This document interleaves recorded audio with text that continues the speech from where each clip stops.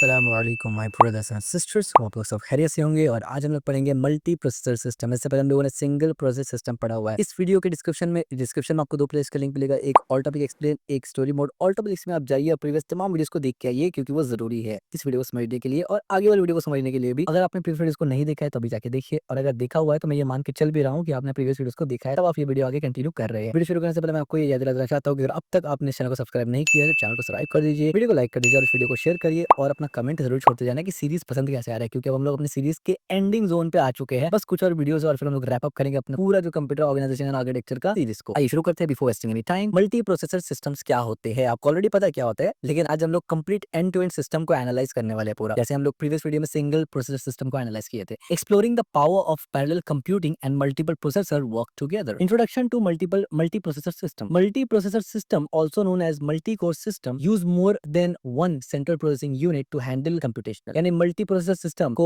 Multiple core system भी कहते हैं, मल्टी कोर सिस्टम भी कहा जाता है, जो कि एक से ज्यादा सीपीयू का इस्तेमाल करता है। एक से ज्यादा सीपीयू का मतलब है कि दो चिप भी हो सकता है, या एक सीपीयू में जो मल्टीपल कोर है वो भी छोटा छोटा सीपीयू होता है, उसको इस्तेमाल करता है कंप्यूटेशनल को हैंडल करने के लिए। ईच सीपीयू और core can perform separate task और work together on a single task. यानी हर कोर या हर अलग अलग सीपीयू एक साथ काम कर सकता है एक टास्क को एग्जीक्यूट करने के लिए, improving overall system performance and efficiency. पूरा सिस्टम का ओवरऑल सिस्टम का परफॉर्मेंस और एफिशिएंसी को इंप्रूव करने के लिए इसमें तीन की पॉइंट होता है। यानी मल्टी प्रोसेसर सिस्टम में तीन ही की पॉइंट होता है। एक होता है मल्टीपल ब्रेन्स, जाहिर सी बात है, likely having a team of expert working together instead of just one person solving all the problem. यानी क्योंकि कोर ज्यादा है तो काम स्पीड में होगा। दूसरा पैरेलल पावर, जो कि सिंगल में नहीं होता है, पैरेलल पावर मिलता है। यानी multiple processor can work simultaneously, dramatically speeding up complex task. यानी कॉम्प्लेक्स टास्क बहुत ज्यादा फास्ट होता है, सुपर फास्ट हो जाता है इससे, क्योंकि मल्टीपल यानी साइमल्टेनियसली वो एग्जीक्यूट होता है। और कोऑपरेटिव कंप्यूटिंग, यानी processors can either tackle different task independently और collaborate on a single large task. ये सबसे इंपॉर्टेंट चीज है। यानी ऐसा भी हो सकता है कि प्रोसेसर्स अलग अलग टास्क अलग अलग, यानी अलग अलग प्रोसेसर अपना अपना अलग अलग टास्क परफॉर्म कर रही है, या फिर ऐसा भी हो सकता है कि कोई बहुत बड़ा टास्क है उसको सब प्रोसेसर मिलकर काम कर रहे हैं। ठीक है, तो इसी की वजह से तो पावर मिलता है ना मल्टीपल पैरेलल प्रोसेसिंग में, यानी मल्टीपल प्रोसेसर सिस्टम्स को। अब मल्टीपल प्रोसेसर सिस्टम का आर्किटेक्चर कैसे होता है, तो आप देखिए कोर आर्किटेक्चर क्या होता है मल्टीपल प्रोसेसर सिस्टम का। मल्टीपल सीपीयू होगा या फिर कोर होगा। द सिस्टम कंटेंट टू और मोर सीपीयूज और core that work in a parallel execute instruction. These processors share the system's resource such as memory and IO. अब यहाँ पर दो सीपीयू होगा या दो एक से ज्यादा कोर होगा, एक से ज्यादा सीपीयू या एक से ज्यादा कोर होगा, और ये एग्जीक्यूट इंस्ट्रक्शन करेगा पैरेलल यानी एक वक्त में, और ये शेयर करेगा आईओ डिवाइस को भी और मेमोरी को। इंटरकनेक्टेड नेटवर्क ये क्या होता है, कम्युनिकेशन नेटवर्क और बस connect the processor and facilitate data exchange between team. यानी आसान शब्दों में जो मेमोरी और आईओ बात करेगा प्रोसेसर से, वो इन इंटरकनेक्टेड नेटवर्क के थ्रू और बसेस के थ्रू ही करेगा। दिस नेटवर्क कैन शेयर्ड बस, क्रॉस बार स्विच और अदर कनेक्टेड टेक्नोलॉजी। अब हमें ऑलरेडी पता है कि इंटरकनेक्टेड नेटवर्क में काफी सारा टेक्नोलॉजी है, उनमें से कोई एक ही इस्तेमाल करेगा और यहाँ चलेगा। कौन सा इस्तेमाल करेगा, कौन कौन सी टेक्नोलॉजीज है, प्रीवियस वीडियो आपने नहीं देखा इसका मतलब प्रीवियस वीडियोस को जाके देख लीजिए, वहाँ डिटेल से हमने डिस्कस किया हुआ है क्या होता है इंटरकनेक्टेड नेटवर्क, कितना टाइप्स का होता है, और अलग अलग आर्किटेक्चर में अलग अलग यानी टाइटली कपल्ड और लूजली कपल्ड में क्या कैसे इस्तेमाल होता है, वो सब प्रीवियस का हमने डिस्कस किया हुआ है, राइट। इसके बाद आता है शेयर्ड मेमोरी। यानी in many multi processor system, बहुत सा मल्टी प्रोसेसर सिस्टम में क्या होता है, all processor have access to common memory space which requires synchronised mechanism to manage concurrent access. अब यहाँ पर हमने मेनी मल्टी प्रोसेसर सिस्टम क्यों बोला, उसका पीछे रीजन ही है कि एक होता है टाइटली कपल्ड सिस्टम, एक होता है loosely coupled system. Loosely coupled system में मेमोरी शेयर नहीं होता और टाइटली कपल्ड में मेमोरी शेयर होता है। तो टाइटली कपल्ड ज्यादा इंपॉर्टेंट है, और दोनों में क्या फर्क है ये हमने प्रीवियसली पढ़ चुके हैं। तो यहाँ पर टाइटली कपल्ड इस्तेमाल होता है, ठीक है। इससे क्या होता है कि सिंक्रोनाइज करवाना पड़ता है मैकेनिज्म, ताकि कॉन्करेंट एक्सेस हो सके। रियल वर्ल्ड एग्जांपल देख लेते हैं। Think of a processor system like a modern kitchen in restaurant. मान लीजिए एक मॉडर्न किचन रेस्टोरेंट के अंदर मल्टी प्रोसेसर का example, instead of having just one chef, एक शेफ के जगह, सिंगल प्रोसेसर के जगह there is a multiple chef working simultaneously. यानी एक शेफ अगर काम, एक शेफ अकेला बहुत सारा डिश बनाएगा, ऑफ कोर्स स्लो हो जाएगा, लेकिन मल्टीपल शेफ मिलके एक डिश बनाए या मल्टीपल शेफ मिलके अलग अलग डिश बनाए, तो ऑफ कोर्स वो जैसे आपको साउंड कर रहा है बिल्कुल वैसे ही मल्टीपल प्रोसेसर भी साउंड कर देंगे आपको, और आप एनालॉजी लगा सकते हैं। They share the same kitchen space यानी shared memory, use the same ingredients यानी shared resource, and communicate with each other यानी इंटरकनेक्टेड नेटवर्क के through to prepare dish efficiently. ठीक है, this allow the restaurant to serve more customer faster than if only one chef were working. Simple सी बात है, ठीक है, आपको समझ में आ गया होगा। परफॉर्मेंस, अब इसका परफॉर्मेंस भी देख लेते हैं क्या है। तो परफॉर्मेंस कैरेक्टरिस्टिक में तीन चीज आपको देखना है जो कि बहुत इंपॉर्टेंट है। एक है पैरेलल प्रोसेसिंग, एक है इंक्रीजिंग थॉटपुट, और एक है लोड बैलेंसिंग। पैरेलल प्रोसेसिंग में क्या आता है, multiple processors can execute different instructions simultaneously leading to significant performance improvement for task that can be parallelised. यानी पैरेलल प्रोसेसिंग में क्या होता है कि मल्टीपल प्रोसेसर एग्जीक्यूट होता है, डिफरेंट करता है डिफरेंट इंस्ट्रक्शन को साइमल्टेनियसली, या एक इंस्ट्रक्शन को ब्रेक डाउन करके एक ही वक्त में कर सकता है, leading to significant performance improvement. इस वजह से क्या होता है, परफॉर्मेंस इंप्रूवमेंट सिग्निफिकेंटली बढ़ जाता है for the task that can B parallelise, यानी उन टास्क के लिए जहां पर पैरेललिज्म अप्लाई करना पॉसिबल हो। अब पॉसिबल हो मैंने क्यों कहा, क्योंकि कुछ टास्क में पैरेललिज्म अप्लाई नहीं हो सकता। तो कौन सा टास्क है जिस पे पैरेललिज्म अप्लाई होगा, कौन सा नहीं होगा, आप प्रीवियस वीडियोस को देख लीजिए, आपको समझ में आएगा। हमने ये भी डिस्कस किया हुआ है कि पैरेललाइज अप्लाई कैसे करे करना, या किन टास्क में या किन डेटा में पैरेललाइज या पैरेललिज्म अप्लाई हो सकता है। इंक्रीजिंग थ्रूपुट, इसका मतलब क्या होता है, the system can handle more operation per unit time compare to single processor system, enhancing overall throughput. Of course per unit ज्यादा वो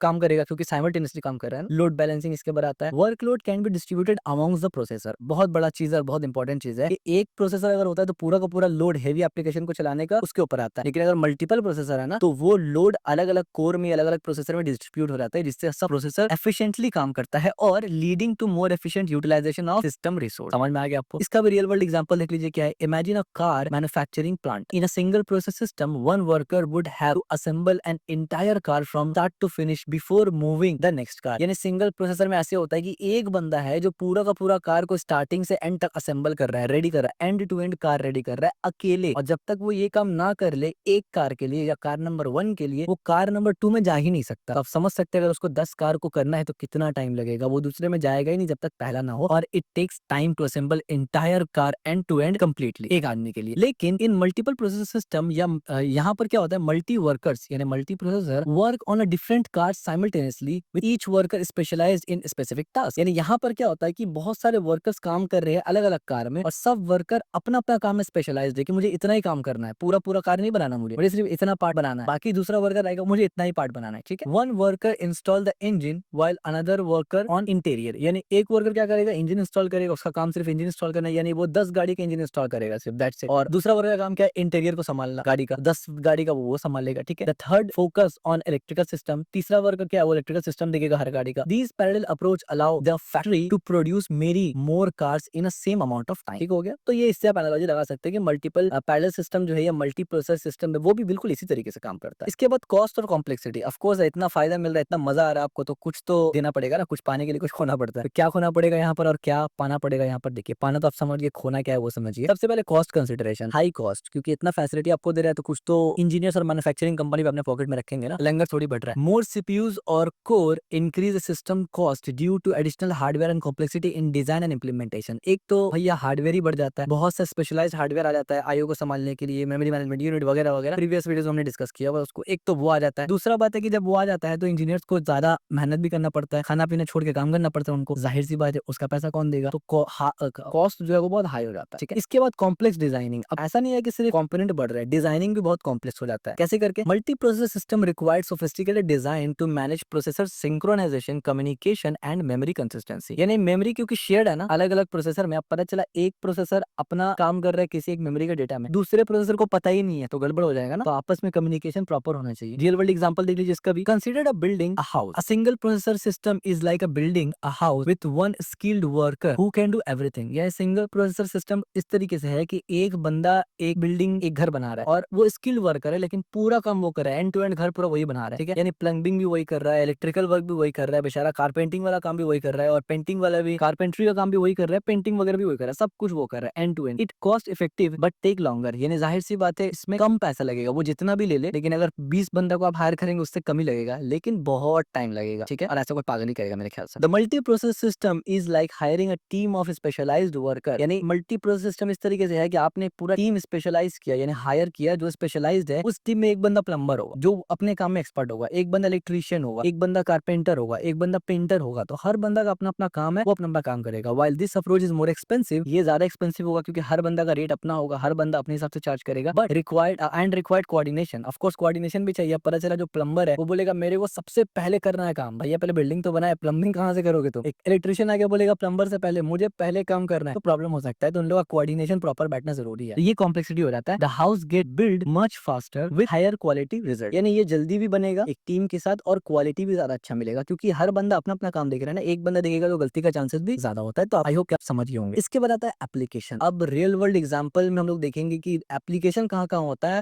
मल्टी प्रोसेसर सिस्टम्स का। सबसे पहला तो सर्वर एंड वर्क स्टेशन में होता है, often use high performance computing environment where parallel processing is a crucial such as web server, database server and scientific computing. Of course इससे पहले हम लोगों ने काफी मर्तबा डिस्कस किया है, सर्वर्स और वर्क स्टेशन में इसका बहुत ज्यादा इस्तेमाल होता है। इंटरप्राइज सिस्टम में इस्तेमाल होता है, utilize environment requiring high scalability, high reliability and availability including financial systems and large scale enterprise application. Large scale enterprise application जो होता है या फाइनेंशियल सिस्टम वगैरह होते हैं, यानी इंटरप्राइज लेवल में जो कंपनी होती है वो सब इस्तेमाल करते हैं मल्टी प्रोसेसर का, ठीक है। और बल्कि सिर्फ मल्टी नहीं, डिस्ट्रीब्यूटेड और मल्टी के साथ काम करते हैं वो। हाई परफॉर्मेंस कंप्यूटिंग देता है ये, जिसको आप एचपीसी भी कह सकते हैं, employed in super computer and data centre, यानी इसको सुपर कंप्यूटर में भी इंप्लीमेंट किया जाता है और डेटा सेंटर में भी इंप्लीमेंट किया जाता है कि हैंडल कर सके ये सिमुलेशंस, डेटा एनालिसिस और लार्ज स्केल कंप्यूटेशनल को। अब इसका एग्जांपल लेता हूं, everyday example. Your smartphone is a perfect example of a multi processor system in action, यानी आपके पास जो आपके हाथ में जो आपका स्मार्टफोन होगा, एप्पल या कोई और भी फोन, आईफोन या कोई और फोन, एंड्रॉइड फोन आपके पास, वो परफेक्ट एग्जांपल है मल्टी प्रोसेसर सिस्टम एक्शन में, यानी काम कैसे करता है। Modern smartphone content multiple processor core that handle different task simultaneously, यानी मल्टीपल कोर है जिसका मतलब अलग अलग टास्क को एक वक्त में आप चला सकते हैं। One core might manage your phone call and messaging, another handle your user interface and a third processor camera image and the fourth processor on gaming graphic. This parallel processing allow your phone to run smoothly even when you are multitask, यानी आप phone में अगर camera में आप photo खींच रहे हैं तो इसका ये मतलब तो नहीं है आपका कॉल नहीं आएगा या कॉल आने में अटक जाएगा, नहीं, कॉल भी आएगा, कैमरा भी चला सकते हैं, कैमरा ऑन भी रखते हैं आप, मिनिमाइज करके गेम चला सकते हैं, वो भी चलता है। तो ये मल्टीटास्किंग या पैरेललिज्म अप्लाई किया जाता है, मल्टी कोर है तभी जाके ये पॉसिबल हो पा रहा है, ठीक है। और इसी को मल्टीटास्किंग बोलते हैं ना, एक बार में बहुत सारा काम करना, like listening to a music while browsing the web and receive notification. जाहिर सी बात है, नोटिफिकेशन रिसीव कर रहे एक अलग एप्लीकेशन से, वेब ब्राउजिंग कर रहे एक अलग एप्लीकेशन में, और म्यूजिक सुन रहे एक अलग म्यूजिक प्लेयर में, तो तीनों अलग अलग एप्लीकेशन है लेकिन एक साथ आप काम कर रहे हैं। तो ये एग्जांपल है मल्टीटास्किंग का, और मल्टीटास्किंग में यहाँ पर पैरेललिज्म अप्लाई होता है तभी जाके ये मल्टीटास्किंग कितना स्मूथ हो सकता है। अब आता है टाइप्स ऑफ मल्टी प्रोसेसर। ये चीज सिंगल में नहीं था, ठीक है, ये चीज सिंगल में नहीं था। मल्टी प्रोसेसर सिस्टम में टाइप्स भी मिल जाता है,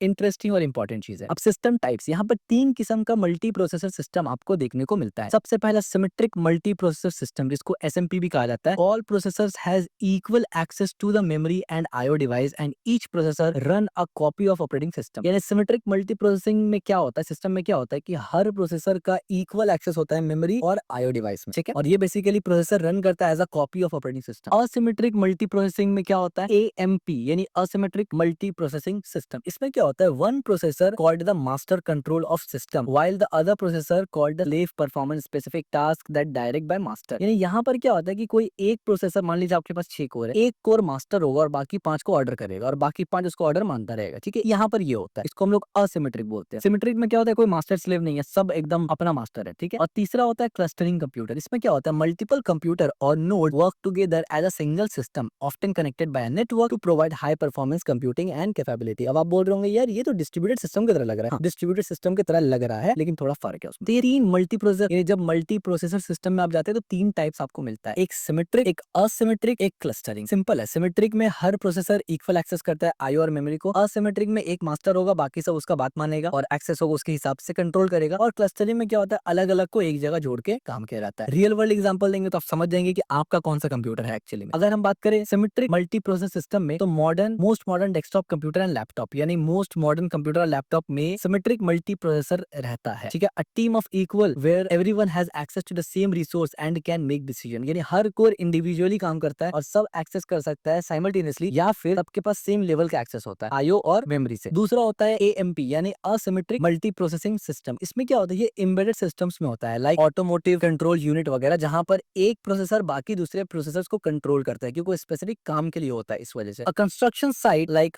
form and master direct specialized worker slaves, यानी जाहिर सी बात है जब कंस्ट्रक्शन होता है तो एक बंदा पूरा जितने भी वर्कर्स है, लेबर्स है, उनको डायरेक्ट करता है कि आपको ऐसे बनाना है, आपको ये करना है, तो वहां पर वो जरूरी है। अगर हर लेबर अपने मर्जी से बनाना स्टार्ट करे तो हो गया, एक सीढ़ी छत से निकलेगा तो एक सीढ़ी खिड़की से निकलेगा। इसके बाद आता है क्लस्टरिंग कंप्यूटर। इसमें क्या होता है, super computer and cloud computing platform, यानी क्लस्टरिंग में क्या होता है, अलग अलग कंप्यूटर को जोड़ के एक बनाया जाता है। तो सुपर कंप्यूटर में इसका इस्तेमाल होता है और क्लाउड कंप्यूटिंग में भी इसका इस्तेमाल होता है, डिस्ट्रीब्यूटेड सिस्टम में भी इसका इस्तेमाल होता है, ठीक है। A multinational corporation with office world wide working toward a common goal, ठीक है। यानी मान लीजिए एक पर्टिकुलर काम के लिए वर्ल्ड वाइड में या फिर बहुत सारे ऑफिस मिल के अगर एक काम करे तो वो इस कैटेगरी में आ जाता है। अब एडवांटेज क्या है वो भी देख लेते हैं। तो एडवांटेज तो भर भर के है। सबसे पहले इनहांस परफॉर्मेंस करता है, यानी capability of handling multiple task simultaneously leading to improve performance for multi threading, threaded and multi and parallel application, यानी थ्रेडिंग और पैरेलल एप्लीकेशन के लिए ये बहुत ज्यादा बूस्ट करता है और साइमल्टेनियसली एग्जीक्यूट करता है, जिससे परफॉर्मेंस एनहांस होता है, ये की बेनिफिट है। दूसरा स्केलेबिलिटी। स्केलेबिलिटी में क्या होता है, system can be scaled by adding more processor और core allowing for increase computational power and capability. Of course scalability भी अच्छा होता है और improve reliability, redundancy and fault tolerance can be build into multi processor system, increase system readability and availability, यानी 5 core में से एक कोर, 6 कोर में से एक कोर अगर फेल हो जाता है, 5 कोर चलेगा, सिस्टम फेल नहीं होगा। इसका रियल वर्ल्ड इंपैक्ट क्या होता है समझिए। Considered a weather forecast system, एक वेदर फोरकास्ट सिस्टम को कंसीडर कंसिडर करिए, modern weather prediction require processing massive amount of data from satellite. यानी सैटेलाइट से जो डेटा आ रहा है ना वेदर का, massive amount of millions of data को प्रोसेस करना पड़ता है मशीन लर्निंग मॉडल्स लगा के, डीप लर्निंग मॉडल्स लगा के वेदर प्रिडिक्ट करने के लिए। Weather satellites and ocean beyond a single process system could take days to generate forecast. Single process system इसी काम को करने के लिए बहुत दिन ले सकता है, काफी टाइम, काफी डेज ले सकता है एक प्रिडिक्ट करने के लिए, एक फोरकास्ट जनरेट करने के लिए, making it useless for predicting tomorrow's weather. यानी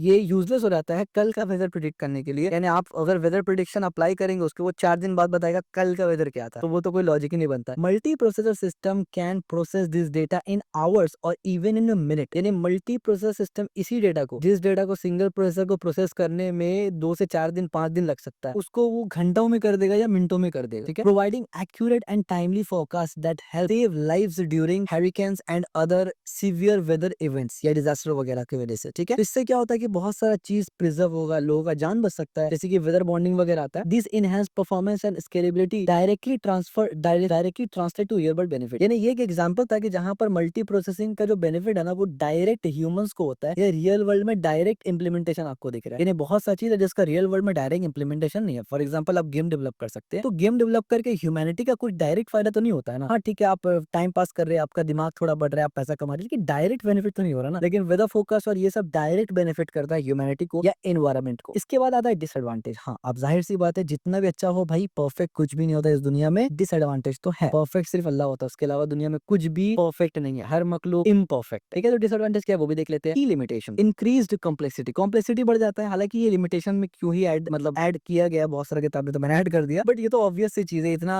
हाई लेवल का चीज आप बनाएंगे तो कॉम्प्लेक्सिटी तो आएगा। तो चलो इसको भी एक डिसएडवांटेज मिल लेते हैं कि design and management of multi processor systems are more complex due to issue related to synchronize communication and consistency. यानी सिंक्रोनाइजेशन प्रॉब्लम, कम्युनिकेशन प्रॉब्लम और कंसिस्टेंसी प्रॉब्लम, इन तीनों को सॉल्व करने के लिए जो कॉम्प्लेक्सिटी है वो बहुत ज्यादा बढ़ जाता है। और high cost, of course cost भी हाई हो जाता है। Additional hardware and the need for sophisticated software and management tool contribute to high cost. जाहिर सी बात है, बहुत सारा अलग अलग टूल लग जाता है, अलग अलग इंजीनियर्स, और ऊपर से एक्सपर्ट इंजीनियर आपको लगेंगे यहाँ पर। ठीक है, सिर्फ बैचलर पास नहीं चलेगा यहाँ पर। Software compatibility, not all software is design to take advantage of multi processor which can be limit benefit of system. हाँ, एक यहाँ पर इंपॉर्टेंट चीज ये है कि बहुत सा सॉफ्टवेयर इसको मद्देनजर रखते हुए नहीं बना कि ये इसमें मल्टी यानी पैरेलल प्रोसेसिंग की जरूरत पड़े। जाहिर सी बात है, पैरेलल प्रोसेसिंग और ये सब जो आप बोल रहे हैं कि ये फास्ट करता है, तो किसको फास्ट करता है, उसके लेवल पे सॉफ्टवेयर भी तो होना चाहिए ना। अब सॉफ्टवेयर को रिक्वायरमेंट है भाई सिंगल कोड का, और आप उसको 5-5 कोड देंगे तो इस्तेमाल थोड़ी करेगा। तो उस लेवल का सॉफ्टवेयर भी इस्तेमाल करना, अगर करेंगे तभी यूटिलाइज कर पाएंगे ना। यानी मैंने मान लीजिए एक i9 का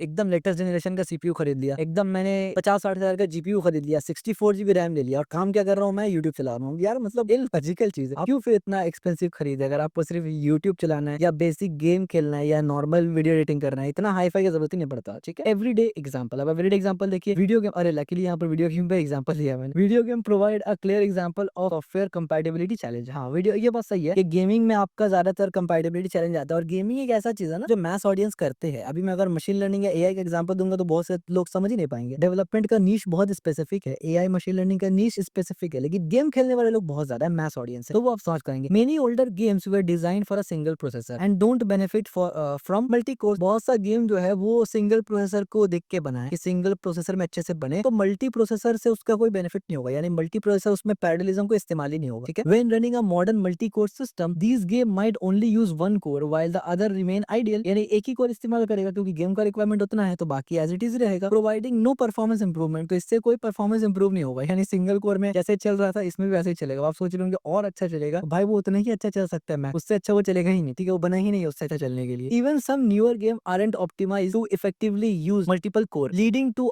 underutilized hardware and less than optimal performance. This demonstration how software limitation can prevent user from fully benefiting from multi-processor system. यानी यहाँ समझाने का मकसद सिर्फ इतना है कि सिर्फ हार्डवेयर एडवांस होना काफी नहीं है, उस एडवांस हार्डवेयर के लिए एडवांस सॉफ्टवेयर डिजाइन होना भी जरूरी है। यानी ये वही झगड़ा है कि हार्डवेयर जरूरी है कि सॉफ्टवेयर जरूरी है। भाई सॉफ्टवेयर के बगैर हार्डवेयर बेकार है, और हार्डवेयर के बगैर सॉफ्टवेयर बेकार है, क्योंकि अगर हार्डवेयर बहुत अच्छा ले लिया और सॉफ्टवेयर बनाया ही नहीं तो भाई पैसा बर्बादी हो गया ना, क्या ही फायदा। लेकिन अगर आपने सॉफ्टवेयर बहुत तगड़ा बना लिया और हार्डवेयर है ही नहीं, तो चलाओगे कहाँ सॉफ्टवेयर, वैसे ही रखा रहेगा आपका सॉफ्टवेयर। तो दोनों आपस में जुड़ा हुआ है। यानी इसका एग्जांपल बिल्कुल ऐसी है कि आपके पास दो आंखें, ज्यादा इंपॉर्टेंट कौन सा है भाई, दोनों ही आंखें इंपॉर्टेंट है। अगर कोई भी चला जाए तो गड़बड़ी होगा ना। ऐसा इसमें आप प्रायोरिटीज चेक ही नहीं कर सकते। दो हाथ है आपके पास, उसमें से फर्स्ट प्रायोरिटी कौन सा हाथ है भाई, दोनों का प्रायोरिटी सेम लेवल पर है, यहाँ पर आप प्रायोरिटी सेट नहीं कर सकते। दोनों में से कुछ भी जाए आपको बहुत ज्यादा फर्क पड़ने वाला है। तो तो वैसे ही कंप्यूटर हार्डवेयर और सॉफ्टवेयर का दोस्ती है, जिसको लोगों ने झगड़ा बना दिया है कि हार्डवेयर ज्यादा है इंपॉर्टेंट या सॉफ्टवेयर ज्यादा है। दोनों इंपॉर्टेंट है, ठीक है। लेकिन यहाँ पर एक चीज समझना जरूरी है कि सॉफ्टवेयर का डिमांड को देखते हुए हार्डवेयर बनता है, याद रखिए। यानी हार्डवेयर बनने के बाद सॉफ्टवेयर आइडिया नहीं आता है, पहले सॉफ्टवेयर का आइडिया आता है फिर हार्डवेयर आता है। उसका रीजन ये है कि हार्डवेयर बनाने में आपको फिजिकल कंपोनेंट्स का जरूरत पड़ता है, जिसमें कॉस्ट पहले जाएगा। सॉफ्टवेयर में क्या होता है कि आप उसको बेटर तरीके से डिजाइन यानी सिम्युलेट बेहतर कर सकते हैं कि हार्डवेयर में ये इस लेवल का हार्डवेयर में ऐसा सॉफ्टवेयर कैसे चल सकता है, इसको सिम्युलेट करना इजी होता है इन कंपेयर टू हार्डवेयर को डिजाइन करके आप सिम्युलेट कर ले कि इस लेवल का सॉफ्टवेयर चल सकता है। तो आसान शब्दों में पहले आइडिया आता है कि इस लेवल का सॉफ्टवेयर बनाया जाए, उसके बाद देखा जाता है कि इस लेवल का सॉफ्टवेयर के लिए हार्डवेयर है कि नहीं है। अगर है तो बढ़िया है, नहीं है तो क्या इसका मतलब हार्डवेयर बनाएंगे? नहीं, सॉफ्टवेयर इंजीनियर्स इसको नहीं सोचते। वो क्या करते हैं कि अगर नहीं है तो अपने सॉफ्टवेयर को यूटिलाइज अपने सॉफ्टवेयर को ऑप्टिमाइज करो ताकि अवेलेबल हार्डवेयर में वो चल सके, ठीक है। और फिर जब ऐसा सिचुएशन आता है तो हार्डवेयर इंजीनियर्स फिर उसको ऑप्टिमाइज करते हैं। यानी ऐसा भी नहीं है कि सॉफ्टवेयर बनाना हार्डवेयर बनाने के ऊपर, हार्डवेयर बनाना सॉफ्टवेयर के ऊपर डिपेंडेंट है कि अगर अच्छा सॉफ्टवेयर नहीं आएगा तो हम लोग हार्डवेयर बनाएंगे नहीं, ऐसा भी नहीं है। यानी थोड़ा सा कॉम्प्लेक्स चीज है, समझाना मुश्किल है थोड़ा, लेकिन कहीं ना कहीं दोनों इंडिपेंडेंट भी है और दोनों इंट्रा डिपेंडेंट भी, ठीक है, दोनों। तो खैर हम लोग अलग डिबेट पे घुस गए थे, यहाँ पर हम लोग अपने कंक्लूजन पे आते हैं finally. Multi processor system represent single significant advancement, मैं क्या बोल रहा हूँ यार, एडवांसमेंट इन कंप्यूटिंग टेक्नोलॉजी। यानी मल्टी प्रोसेसर सिस्टम जो है ऑफ कोर्स वो रिप्रेजेंट करता है सिग्निफिकेंट एडवांसमेंट कंप्यूटर टेक्नोलॉजी में, offering enhance performance, scalability and reliability compare to single process system. Of course हर एतबार से सिंगल प्रोसेसर से वो बेहतर है। By leveraging multiple processor working in parallel, this system can handle complex task and large workload more efficiently. Of course future outlook, as computer demand continue to grow the multi processor system will become increasingly important. हाँ, अभी हर जगह multi processor इस्तेमाल होता है, single तो होता नहीं, यहाँ तक कि फोन में भी आ गया। From smartphone to super computer, the ability to parallelize task across multiple processors will be essential for meeting the performance requirement for future application in artificial intelligence, big data analytics and scientific research. सबसे ज्यादा जो आज hardware develop हो रहा है ना, वो game खेलने के लिए नहीं हो रहा है, याद रखिए। ऑफ कोर्स गेमिंग इंडस्ट्री को मैं मतलब डिमोटिवेट नहीं कर रहा हूँ, बट समझिए कि एक्चुअल जो हार्डवेयर डेवलपमेंट आज हो रहा है वो दो तीन चीजों के लिए हो रहा है। एक तो सबसे इंपॉर्टेंट आर्टिफिशियल इंटेलिजेंस के लिए हो रहा है, ये सबसे पहला रीजन आज हार्डवेयर डेवलपमेंट हो रहा है। दूसरा डेटा एनालिटिक्स के लिए हो रहा है, क्योंकि आर्टिफिशियल इंटेलिजेंस का इस्तेमाल करके ही आप बिग डेटा पे लगाते हैं, जिससे बड़े बड़े बिजनेस को फायदा होता है। तो वो सेकंड में होता है, क्योंकि आर्टिफिशियल इंटेलिजेंस मेन है ना, पिलर है वो, इस वजह से। तीसरा साइंटिफिक कंप्यूटिंग में होता है, ठीक है। की टेक अवे, अब इसका की टेक अवे क्या है? ऑफ कोर्स परफॉर्मेंस पावर देता है, multi processor system excel the parallel execution, parallel task dramatically improve performance for suitable application. Of course trade off क्या है? Exit benefits come with increased complexity, cost and software capability challenges. अच्छा, ubiquitous technology, यानी from smartphone to super computer, multi processor systems are everywhere in modern computing. यानी हर जगह multi processor ही आज के time पे चल रहा है। This is all about multi processor systems. अगर अब तक आप वीडियो देख रहे हैं तो इसका मतलब आपको वीडियो पसंद आ रहा है। तो अगर पसंद आ रहा है तो कंजूसी बिल्कुल नहीं करना, इस वीडियो को लाइक करना है, चैनल को सब्सक्राइब करना है, इस वीडियो को शेयर करना है और कमेंट भी करना है।